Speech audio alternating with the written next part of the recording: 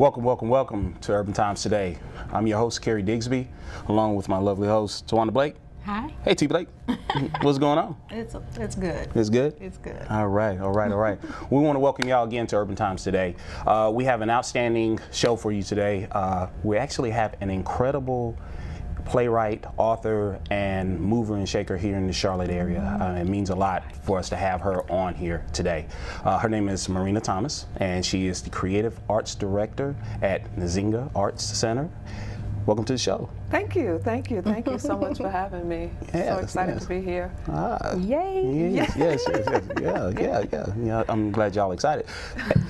We definitely want to appreciate you coming by. There's a lot that you have done while you've been here in Charlotte, and definitely want to share that with our audience as well. Tell us, what brought you here to the QC area? Well, first and foremost, let me thank you all for what you're doing with Urban Times Today. It's phenomenal what you're doing, and it's so excited to see two articulate, phenomenal people bringing some new things to the QC. So I just wanted to congratulate you and commend you on your show. Articulate. Yes, very articulate. Okay. Lifestyle change. I'm originally from Brooklyn, New York, and my parents are from this area, the Rock Hill area, and so I preceded them coming to this area about 10 years ago. Wanted to come south because they're eventually going to be coming this way. So I wanted to come here early and get my lifestyle set up before my parents came down. So this is like coming back home for me in a sense. Oh, wow. Coming to the Charlotte area. That's good Yeah. right there.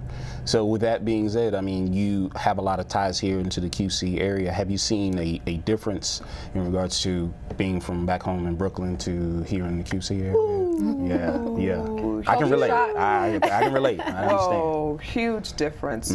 I would say the biggest difference that I see is in terms of culture. Okay. And specifically culture for us as African Americans. You know, you go to New York, you can go to Harlem, Yep. you can go anywhere in Brooklyn, you can go to Queens, you can go anywhere and find culture. And when I came to Charlotte, it was like, I was ready to go. Like, where's the poetry? Where's, you know, all the happening things? And I think I was a little disturbed at lack of culture that was here at Charlotte, a little disappointed. So I've always been a trendsetter, and one of the things I said, well, if I'm not going to sit around and complain about it, if it's not here, I'm going to create it. So that was where I started, trying to find a niche for what I love to do in terms of poetry, writing, playwright. Try to find my own niche here in Charlotte. Well, did you have background in the arts?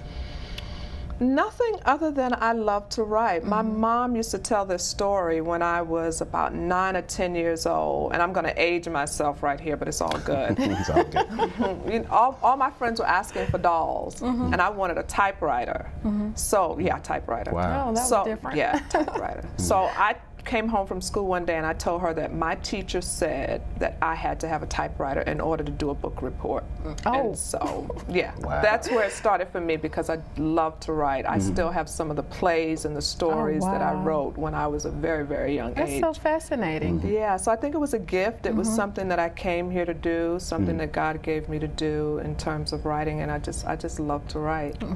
Yeah. So with your poetry, you said that there was a culture shock pretty much moving down here. So what did New York offer that Charlotte doesn't?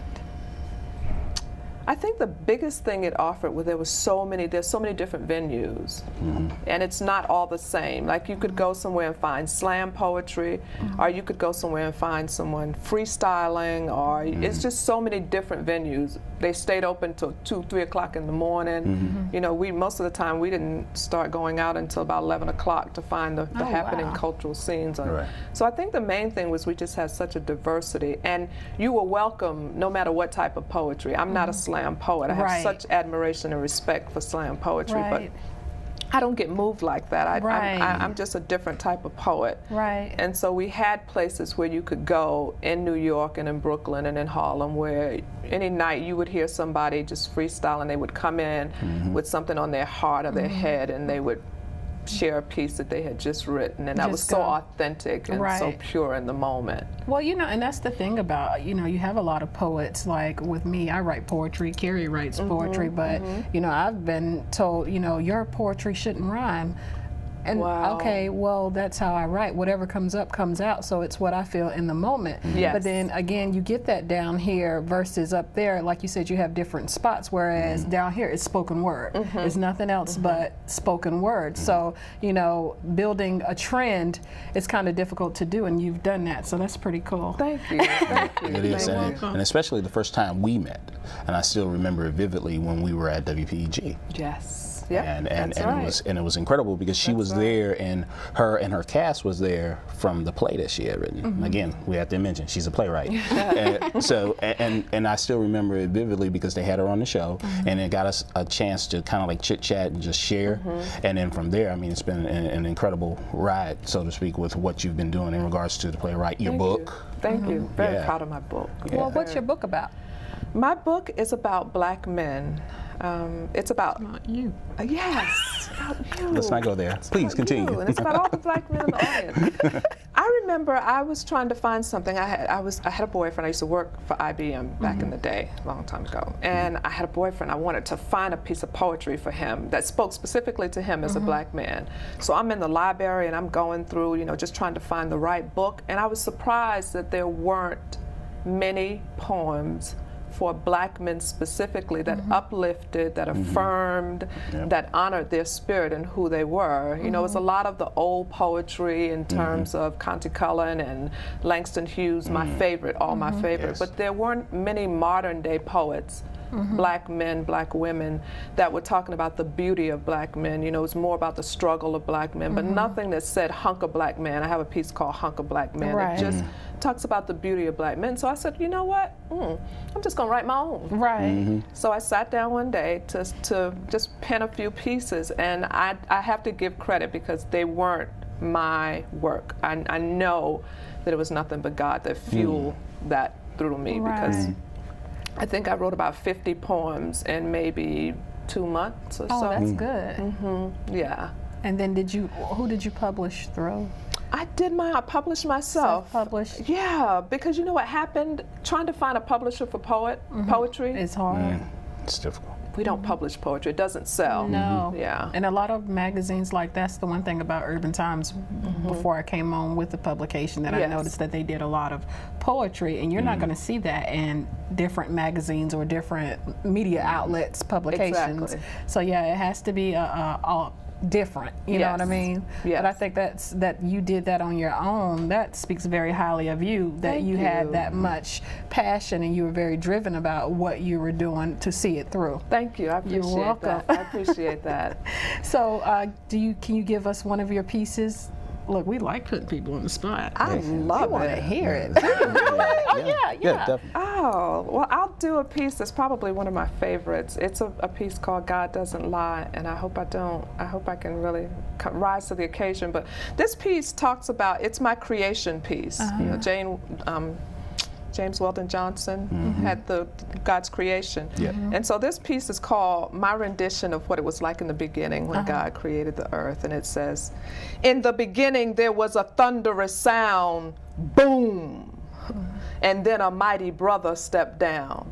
He was tall, handsome, and full of pride, stood before his creator to abide. God looked him over. He was noble and proud. And before long, the angels formed a crowd. God looked at his creation and began to smile. He said, I will make you, Black man, king of the Nile. God gently touched his son's head and with caring eyes softly said, please listen, my son, your struggles may be many. You will wonder if at times from your side I have run. But whenever you call upon my name, whatever you ask is yours to claim. Because I am thou and cannot lie, I will remind you that you already know how to fly. That was beautiful. Thank was- you. Snap. Snap, yo. That was nice. That was good. Thank you. And see, I love that too because again, it portrays us in a more positive light. Exactly. Rather than what a lot of times you see in media when you hear on TV, Yes. or even what is depicted a lot of times in certain magazines. It's showing us in a more positive light. So that's very important. Right. Very important. I mean, we always see you posting things, with relationships, with retrospect to that. Yes. My Black is Beautiful, different elements of that. So explain some of that to us. When you do that, where's your mind, where's your heart when you do that? I think the biggest thing I have to say is that I don't think we are, as a people, we're appreciated for who we are and what we have to offer. A lot of when you hear things about us, it starts with slavery. And I know we're going to talk about the Creative Arts Center, but I was interested in going back before slavery. Like, who were we before we came to this country, and what did we do, and what types of legacies did we leave? And so I did a lot of research on the history of who we. And it made me feel so proud. I mean, it really made me feel like, wow, these are the types of things that our people contributed to the world, to the universe. And so I was interested in going back and looking at who we were and what types of contributions we made, and really pushing that into the forefront, and not just it being about our history and slavery, but where we started. The beautiful aspects of it. Yeah, the beautiful, and not just externally, but the beautiful things that we have inside, our commitment and our relationship with our God, our God, whomever that may be. We're very dedicated to our God, regardless of what it looks like. Right. Yeah. Yeah, you got to. Oh, yeah. Woo, girl. That's a whole nother show. Yeah, interesting. Breathe. Yeah, there you go. A whole nother show. And that actually leads into, again, you mentioned as far as the center, and that's one of the things I loved when we were talking as far as your involvement, not only in the arts, and not only in the history and the origination of where we come from, but actually being able to impart that into young people. Yes. So definitely talk about the center. I mean, I know that's like the shining jewel in everything that you do. So. Yes. Oh, I get excited. Just to be able to talk about it. Yeah. Nzinga Creative Arts Center. The Nzinga Creative Arts Center is named after Queen Nzinga. And Queen Nzinga was an Angolan queen, and you'll hear her name pronounced a number of different ways, but I say Nzinga. She was an Angolan queen, and the reason why I chose to name the center after her is because she fought until she was 82 years old, and I may get that wrong, but she just decided that the Dutch and the English were moving from the Congo because they had, quote unquote, exhausted the number of slaves that they could capture in the Congo, so they were moving towards Angola. And Queen Nzinga decided, and I'm giving just a condensed story of her life, but she decided that her people would not be captured as slaves. And so she was a mastermind warrior, and so much so that it goes down in history that it's recorded that while she reigned, none of her people were captured. And so I thought, what better way to honor her than to name a center after her and to teach our children about the resilience, the tenacity, the fortitude that they have within themselves when they decide to plant their feet in the ground about something. And don't give up. And don't give up. And don't give up. So the center is, we mainly right now focus on children between the ages of 6 and 17. We teach them money management, which they hate initially when they come in because they think they know everything about money. But then we start teaching them about credit cards and tax returns and W-9s and different things that they need to know, not just how to add and how to count money, but we really, what the minimum wage is, different things that they need to know. We teach them piano lessons and art lessons. We have an art and piano teacher come in. We also teach them Black history, which is one of the components that I'm most proud of because we teach them about their culture and their history. We also have a Teen Summit component where they get together and they talk about the things that's important to them and just a social activity for them. And then we also have a component where we have guest speakers come in from the community and talk to them about life skills and just things in general that they need to know. That's pretty cool. I mean, it's fascinating because when you say money management, you got a lot of summer camp programs that run a summer camp, and that's pretty much it. You know, that's going out on field trips. You may learn a little something, but nothing to that degree. Yes. I mean, and the fact that you're teaching them at such a young age, wow.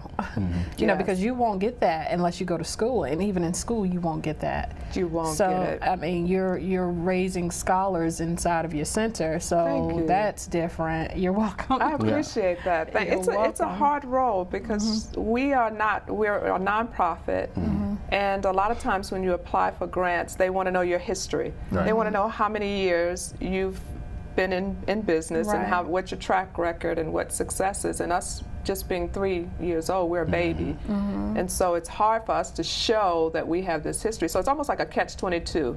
You know, in order to get the funding, you have to have a track record, but in order to get the track record, you have to have the history. Right. So, but we keep pushing. We have some wonderful supporters. The parents support us. Most of our children have been with us since we started, and they support us. We do fundraisers, like the Chocolate Lounge and some other things that we do.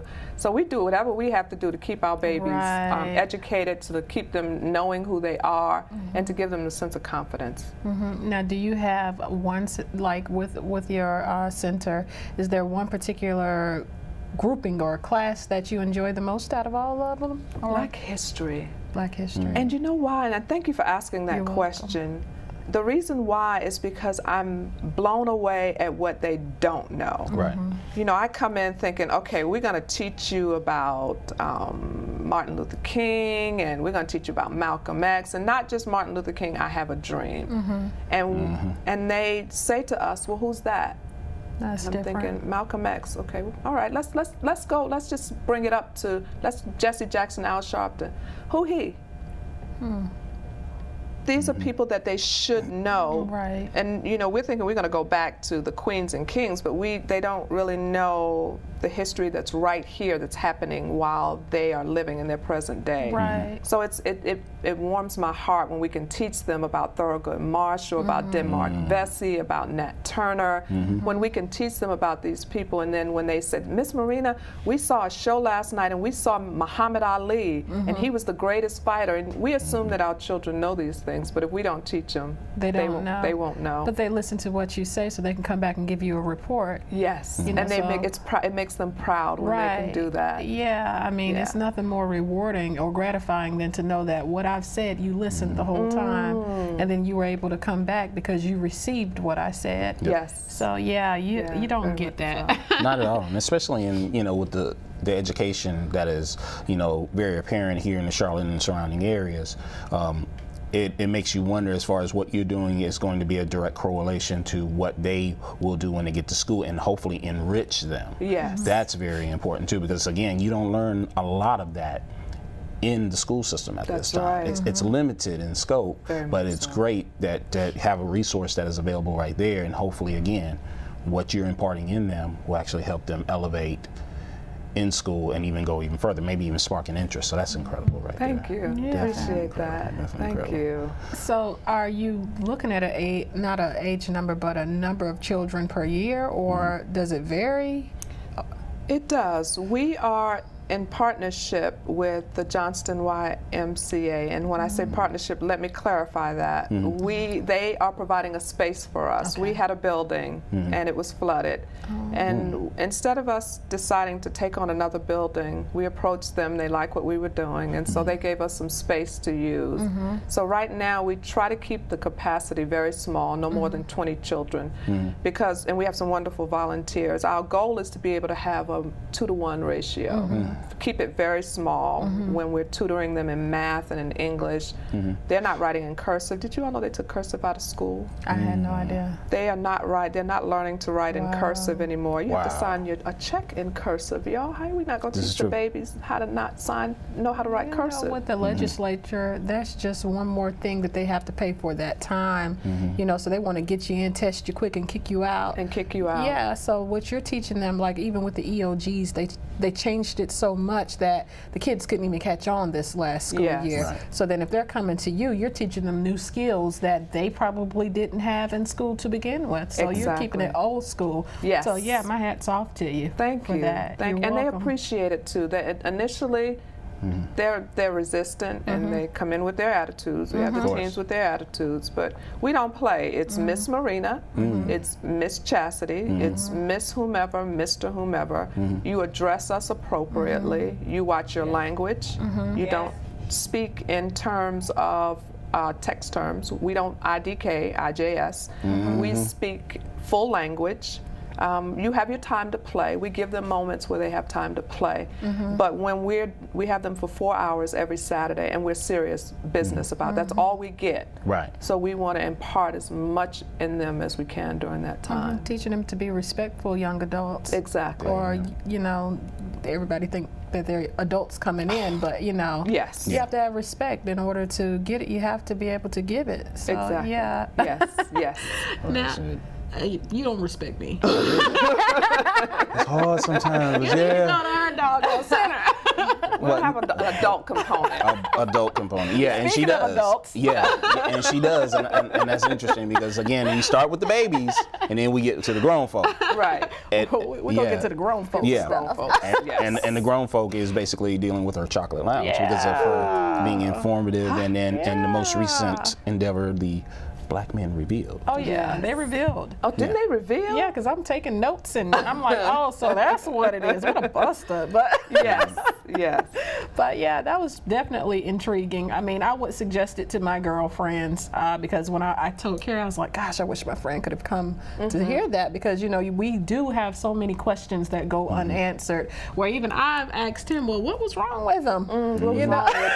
Yeah, Yes. and, you know, you leave your hands are up in the air at the end of the day trying to figure out what fell apart before it even got started. Yes. So, you know, it's very enlightening. It is. Even with him on there.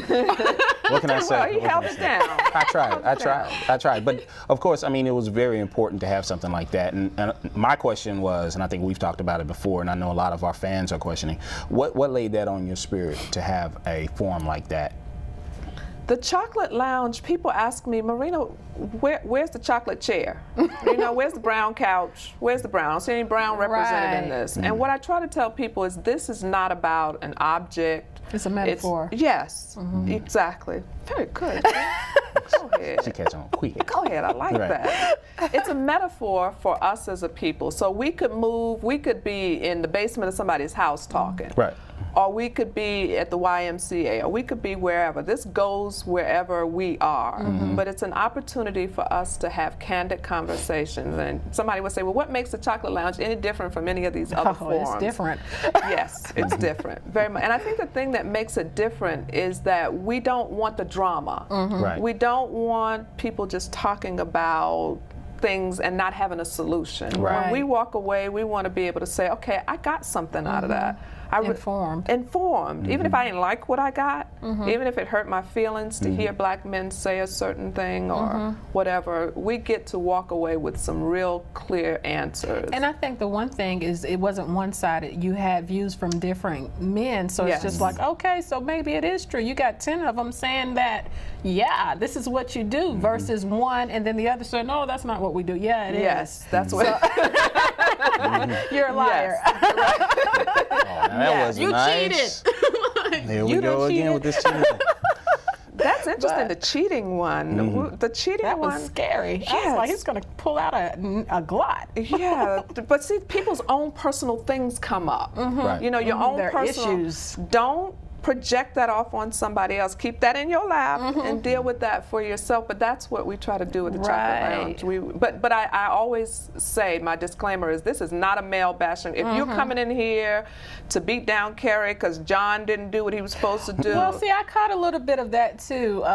You know, somebody who's wanting to challenge everything that you say when it's just a forum to be informed. You know what I mean? So you don't challenge. It's okay to have your views, but don't challenge it because it's just, you know, this is a perspective from a male. You're not a male. So, Yes. you know, and Thank that's you. Thank you very much. Well, Thank you. I'm a male, and I'm a male. And I can tell you. Yeah. Yes. Yeah, Yes. and I think it was very important though because with us being as men, we enjoyed it, and I mean we learned something out of it. enjoyed it. Whether we realize it or not, we got to hear your perspective Yes. and know where maybe our shortcomings were, or maybe where we're actually doing a good job, and we don't naturally hear that all the time. Oh, thank you for So saying that. I think that was Carrie. very, very important, and I know because of it being such an outstanding event, you're actually planning another one. Part 2. There you go. We're bringing it back. We're bringing it back. And you know, you said something that's, you know, as women, men will say something, and we'll say, but that's not. Recant. But that's what he said. So Right. accept it for what it is. So we Right. try to keep it where let's listen. Let's put our listening ears on, zip them out, and let's listen to what they have to say.